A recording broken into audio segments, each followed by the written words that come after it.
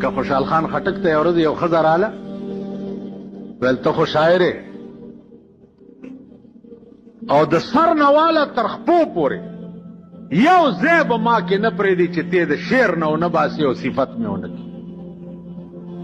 هغې ویل ښه داسې ورته وکتل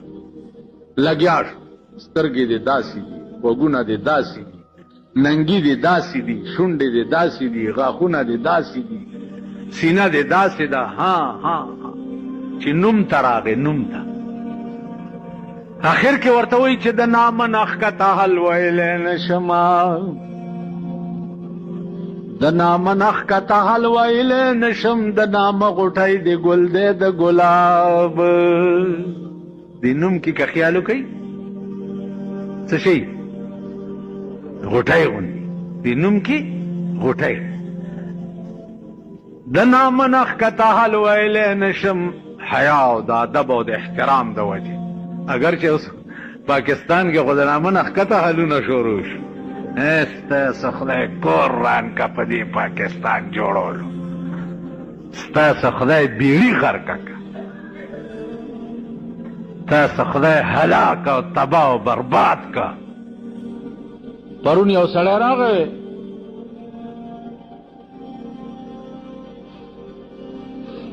مولانا صاحب زه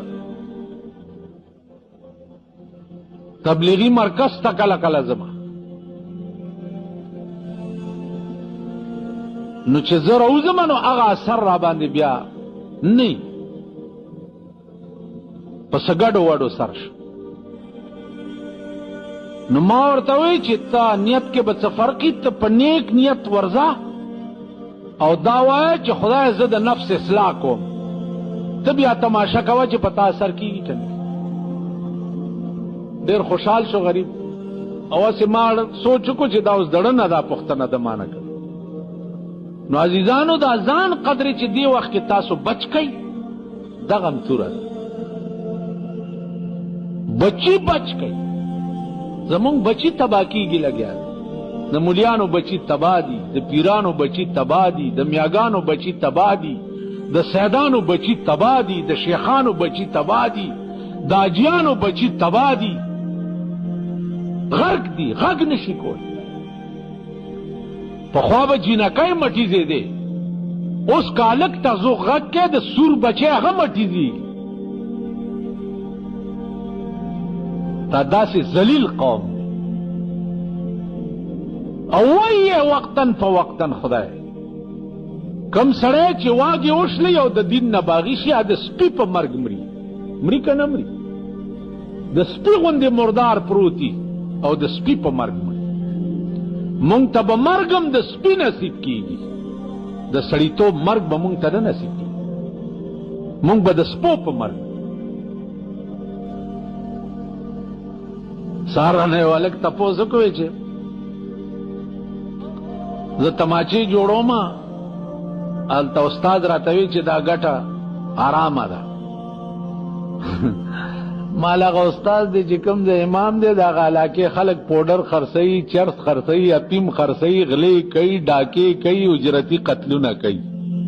نو استاد ته وایي چې ته څه قلبې کې دغه خوراک ورته کې خدای دې خانه خراب کړي نو مونږ د مردار خورو امامان یو زمونږ ټول خوراک مردار دی زه اوس ویلی شم چې دې جومات ته هلکه دا روټۍ دې راوړې ده دا دې په حلاله ګټلي که په حرامه دا ویلی شم خو چې راوړي بس پلته یې ورته وویل چې زه په تندر دې ولګي اوس څه چل کې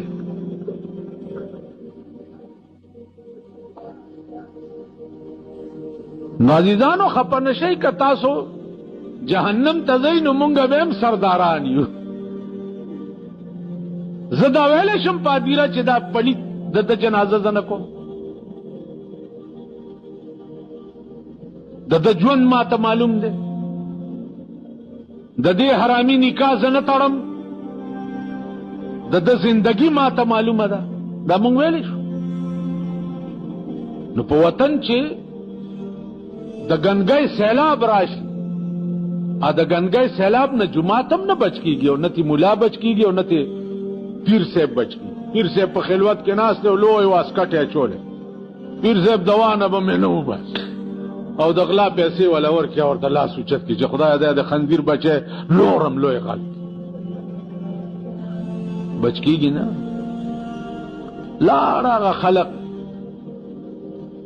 خلق لاړ. اوس مولانا احمد علی لاهوري رحمت الله علیه غوندې به څوک چرته پیدا کړي جنازو سره به نتلو بالکل نه. طالبان ورته حضرت ولی ویل زه چې روان شم جنازې سره مړی ته وګورم نو ایمان ور سره نه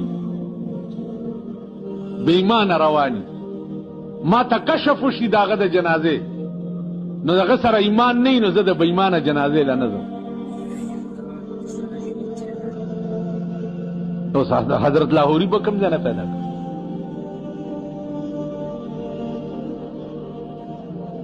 مونږ خو په 2 او په 5 روپۍ د 8 واړو جنتو ټیکټ ورکو. نو عزیزانو عرض میں داو چې سبحانک اللهم یو سبحان بس لکه خوشحال خان